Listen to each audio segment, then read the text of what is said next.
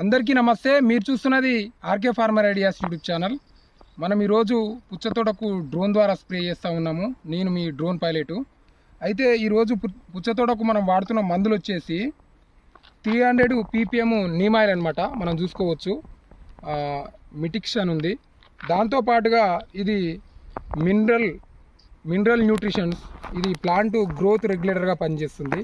దాంతోపాటుగా ఇంకోటి plant growth regulator చూస్తున్నాం. అసలు ఈ ప్లాంట్ గ్రోత్ రెగ్యులేటర్లో మనకు ఉన్నవి ఏంటంటే ఫార్ములేషన్ 6గా చెప్పుకోవచ్చు. ఇది zinc, iron, manganese, boron, copper, molybdenum అనే 6 రకాల పోషకాలు ఇందులో ఉన్నాయి. ఇది లిక్విడ్ అనమాట. దీంతో పాటుగా మనకు ఇది కూడా న్యూట్రిషన్సే. ఇది కూడా ప్లాంట్ న్యూట్రియంటే. ఇది FSDISA రూపంలో ఉన్నది. FSDISA రూపంలో ఇది